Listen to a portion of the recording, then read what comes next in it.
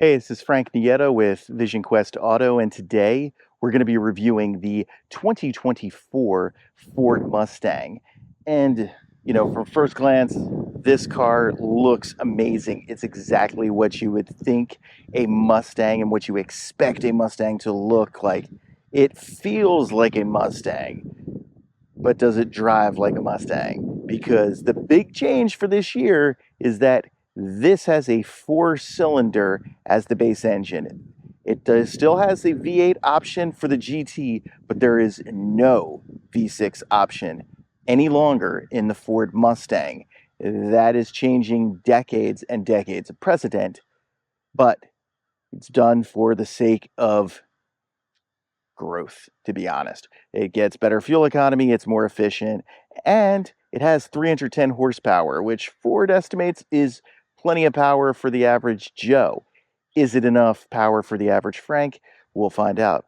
Let's get to it. One thing that you'll notice, obviously, right away is that Ford has continued to stick with that traditional 1960s, 1970s Mustang look that's really served it well, honestly, for the last 20-ish years.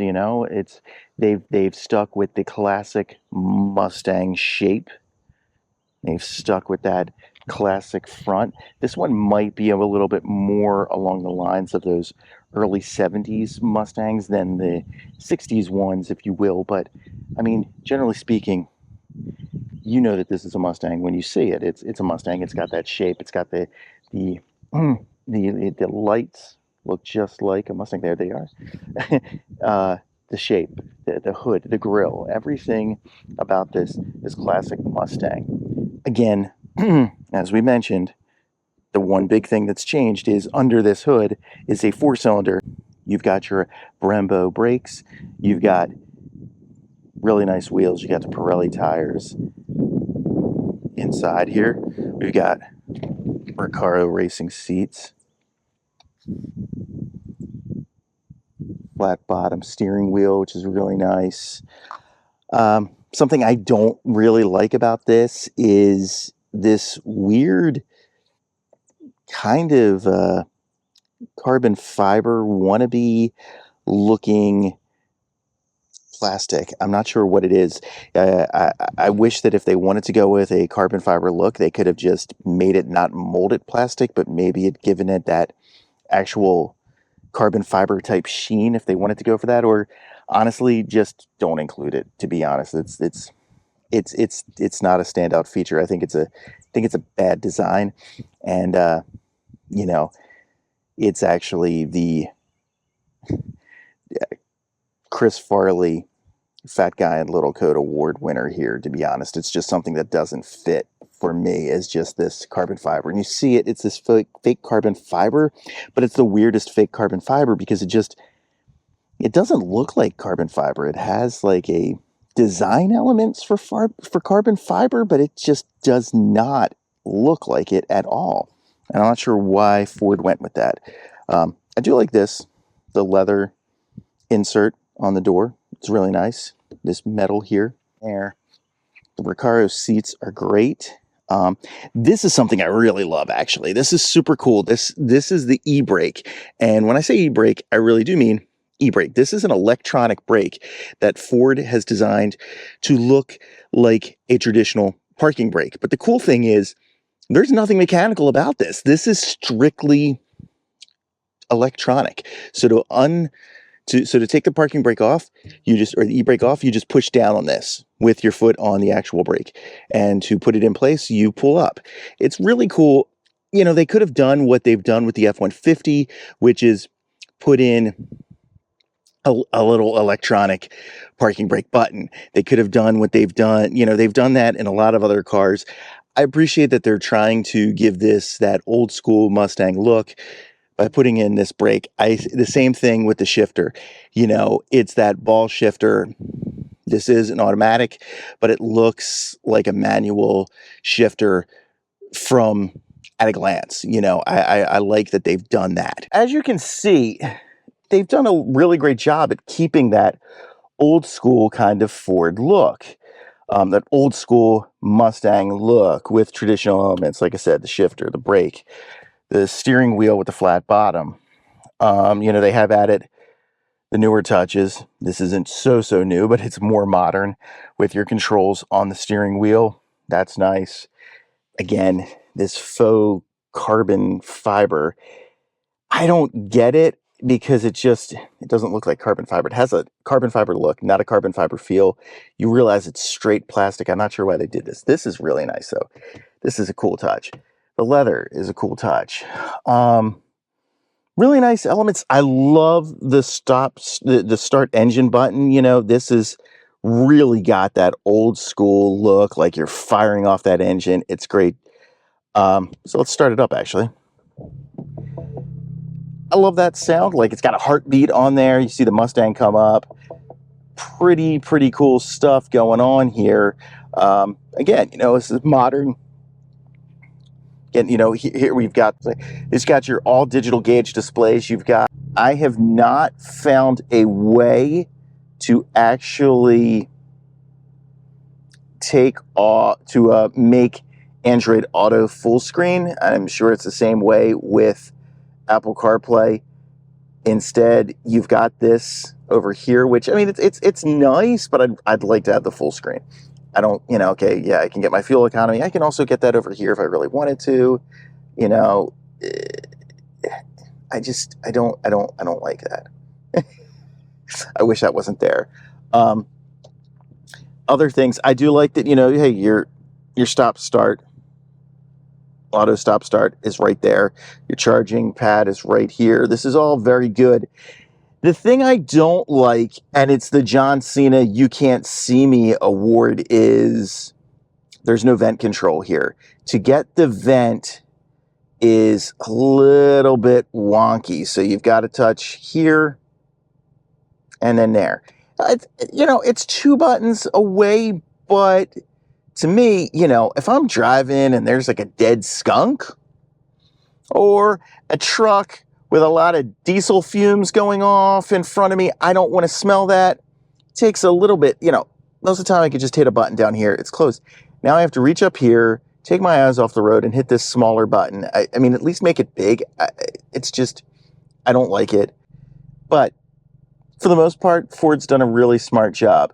One thing I do want to note is that the B&O sound system is really good. So here's a surprising thing somewhat about this car. I mean, it's not, it is and it isn't. So right here, you can see these seats look comfortable, the back row seats, right? Well, obviously, you need to be small kids. My kids can fit back here, they're fine. It works, you know, it's comfortable. Again, not much leg room when you actually have adults sitting in the front there. You know, this is really made for little kids, not booster seats. You know, the booster seat or a rear-facing car seat. I've had them in here in Mustangs before. It's not ideal. You can do it in a pinch, obviously, but it's not a great idea. For the most part, I think most people with a Mustang are just going to use the rear seats for emergency purposes or for storage. That's just the way that goes. Not a surprise, but wanted to show you. Back here, the trunk button's all the way on the bottom here. So, again, not unexpected. Got my camera equipment in here. The trunk is actually pretty sizable. Again, that B&O sound system's back here. You've got, you know, your subwoofer. Sounds nice. You know, touch, like Ford's done little Easter eggs where you can see Mustang symbols when you open up your trunk. Open up your car doors. You'll see them on your lights and stuff like that. Here's some more. This is actually really cool, and I just spotted, which is a nice Easter egg here. You can see the different variations of all your Mustangs. You know, you got your original Mustang, you got your fastback Mustang, you've got the Fox, and then you've got that late 90s one. And then you got, when they kind of switched, they started to go towards that classic Mustang shape that had been missing for decades. It's a pretty cool little thing that they've done. Kind of took that somewhat from the Bronco. That's neat. The trunk is pretty sizable, for a sports car. Now, the entry, the actual, the headlights get in the way here. So you're going to have some issues when it comes to being able to get things in. But if you're just putting groceries, things like that, absolutely no problem. It's pretty deep, decent height. It's fine. Like, this isn't a practical car when you're looking at it for a family, but it's a secondary car. Car when you're single or empty nester. It's perfect for that kind of stuff, just getting around town, and yeah, it's fine. If you did not know that this was not a V6, I don't think that you'd really notice, to be honest. There is no lack of power. There's no hesitancy with this Mustang. The only thing that and if you get the if you get the exhaust package, it'll sound just like what you would want your Mustang to sound like. So really, the only thing that's really missing here from this engine is a letter and a number. That's honestly all that you're really missing, V6. If you're really, really, really looking or listening, you'll notice it doesn't sound the same. You may notice that there could be some, that this is turbo, so it's not the V6 level. You may notice little things like that, but for the most part, you're not noticing anything when it comes to actual power drivability with this car.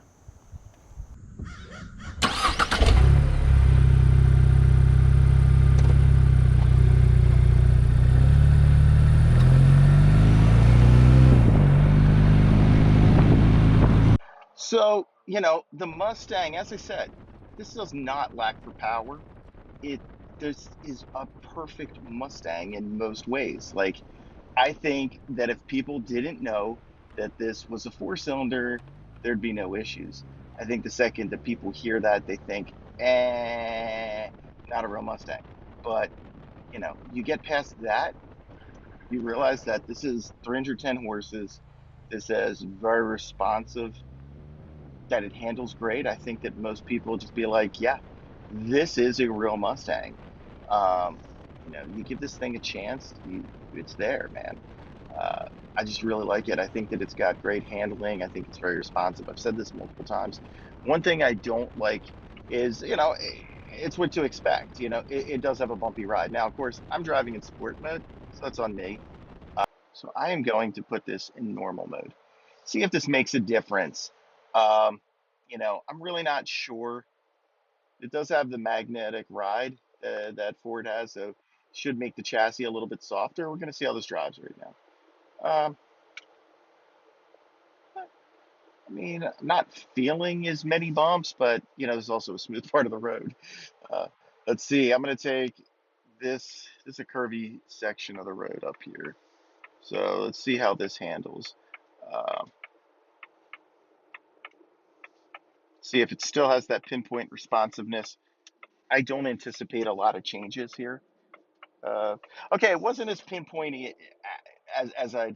So I do notice a difference with normal. So there, you are making sacrifices. Okay, when you go with normal mode over sport mode, one thing right away is yes, it has a softer ride. It's still you're still going to feel bumps in the road. I mean, this is still a low slung car. Uh, so you definitely still have bumps in the road. One thing that I definitely noticed though is that pinpoint accuracy is off a little bit. So that's the big difference. Honestly, if I'm noticing anything between sport and normal mode, is the fact that the sport mode has better handling. I'm definitely noticing it. There's more responsiveness. I prefer the sport mode, to be honest. You're going to get bumps. You might as well have the responsiveness, right?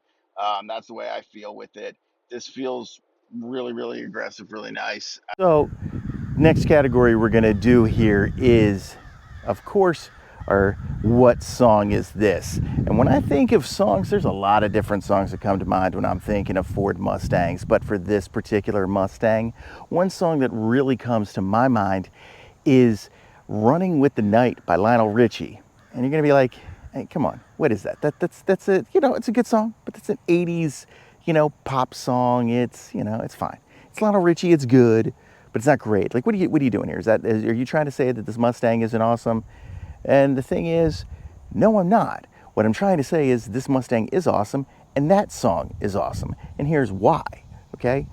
So, Running with the Night, good song, got a good beat, good lyrics, everybody, it's a little bit of an earworm, but not a dangerous earworm. It's not gonna repulse you that it's stuck in your head, right? The really cool thing about that song, though, about Running with the Night, is you listen to that song and it's good, you're enjoying it, and then at the end of that song, the very, very end of that song is perhaps one of the most kick-ass guitar solos known to man. It comes out of the blue, totally unexpected. Steve Lukather from, and I think that's how you say his name, he's from Toto. Again, the guitar's from Toto delivering an amazing guitar solo on a Lionel Richie song. What? Doesn't make any sense. Go and listen to that song. You will hear exactly what I mean by that. And this is a similar thing. I think that I fell victim to that as well. When I heard, Ford is discontinuing V6, there are no V6 Mustangs, this is a 4-cylinder only, I was like, it'll be fine, it'll be fine. Ford will deliver what they deliver, it'll be fine. It's still gonna be a Mustang. We've had these things before where there have been underpowered Mustangs in the 90s, where we've had some controversial body shapes. Looking at you, Fox Mustang, secretly awesome though. And that's a similar thing. This car, once I started driving, I was like, you know what? This hits like that dang guitar solo in Running with the Night. This kind of comes out of the blue, hits you to the very center of your soul, and you're like, damn, man, that was pretty good. Now, is this a GT? No, but I don't think anybody would be expecting a GT with a base Mustang. But it's got 310 horsepower. It does not lack for power. And secretly, this may be the very best handling Mustang ever. That is my opinion. This handles, not exactly, but similarly to a GTI. I don't know how Ford did it because it's still fairly long. It's got this long hood still. It's a pretty nose-centric car. It's got that Triple H nose on it, but it stays pointed. This thing really, on a dime, turns. So, very surprising. Again, that guitar solo, out of the blue, Ford delivers it. This is Running with the Night. There you go. The next category I want to do here is actually how we're going to score that this week with Vision Quest Auto's rankings. As you know, they change every week just because I like to have fun with my rankings. So I am going to score this on the Cobra Kai rating scale. And what I mean by this rating scale is which member of Cobra Kai is this car. Now, the obvious one is it is not Hawk. He's just too free. He's just so much coming right at you. He's too aggressive. This isn't that car. Maybe the GT version, maybe that's Hawk. I don't know. We have to get to that one later. But the obvious one would be this is Miguel, right? This is a reinvention, fits the mold, blah, blah, blah. Close, not quite. What I think this car is actually Johnny Lawrence. Now you're going to say, what are you talking about, Johnny Lawrence? Is this a bad guy? Is it? No. This is Johnny Lawrence now. This is Johnny Lawrence 2.0, okay? This is Johnny Lawrence as the Johnny Lawrence that many of us wanted from the original Karate Kid, where we're like, yeah, he's the villain. Yeah, he's a douchebag. Yeah, I'm not supposed to like him, but I kind of like him. I kind of wish he was in the movie more. I kind of identify with him more because Daniel's secretly kind of a jerk. But you get that with this one. This is Johnny Lawrence reinvented. This has that Johnny Lawrence that is a good guy. This is Johnny Lawrence who is trying to do the right thing. This is Johnny Lawrence who's the star of the show. And in many ways, this delivers everything that Lee Iacocca promised with the Ford Mustang when he introduced it so many decades ago. This is a fun car. This is an affordable car. This is a fuel efficient car. This is a car that can really be handled by everybody. And so that's who this car is. This car is Johnny Lawrence 2.0. So that concludes our review for this week. I want to thank you for watching. If you did enjoy this video and you found it useful, please like, share, and subscribe. We're always happy to answer any questions out there. So if you have any questions on this car, please just write them down here on YouTube. We're also on X. We're under the handle Vision Quest A. If you're watching from there, you can also find us on YouTube, where we're under the handle Vision Quest Auto. We're also on Instagram and most other social media platforms. We'd love to have your thoughts and any questions you have, we'll be happy to answer them. So for Vision Quest Auto, this is Frank Nieto, and I'll catch you around.